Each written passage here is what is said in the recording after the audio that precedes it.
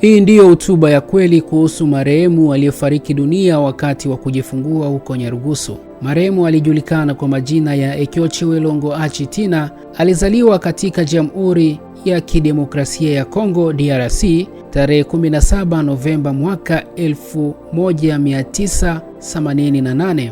Baba yake mzazi aliitwa Welongo Huseni.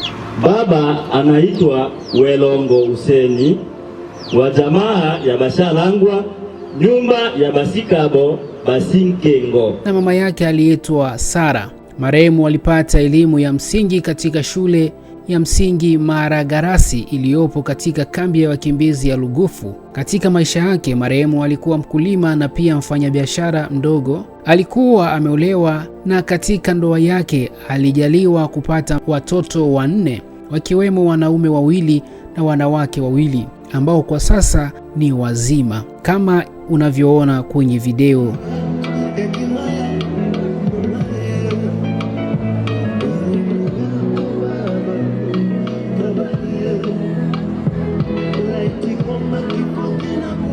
Marehemu alifariki dunia kutokana na upungufu mkubwa wa damu baada ya kujifungua salama. Baada ya kujifungua alianza kuvuja damu nyingi, hali iliyopelekea kuongezewa damu kwa njia ya drip. Alipatiwa jumla ya drip 7 za damu. Hata hivyo, baada ya drip ya 7 marehemu alifariki dunia. Tukio hili la kusikitisha lilitokea tarehe 26 Desemba mwaka 2025. Katika maisha yake marehemu aliishi dunia kwa muda wa miaka 38. Mtoto aliyekuwa amezaliwa aliachwa hospitalini kwa uangalizi wa kimatibabu. Hata hivyo, haikupita muda mrefu kabla ya hospitali kuwasiliana na familia na kuwataarifu kuwa mtoto na yeye pia amefariki dunia. Tukio hili limeumiza sana ndugu, jamaa na marafiki kiasi kwamba baadhi yao walipoteza fahamu kutokana na huzuni mkubwa ya kumpoteza dada yao mpendwa.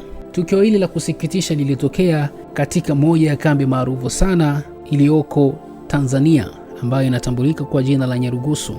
Marehemu huyu alifahamika kwa jina la Ekyochi Welongo Achitina. Alifariki dunia baada ya kujifungua tu. Alivuja damu nyingi na alibahatika kuwekwa drip 7, na hiyo ya 7 haikuisha, maana alikuwa akiwekwa damu inaingia, damu inatoka, damu inaingia, damu inatoka kiasi. Naitwa Omri Amegende Justin NJ Passenger.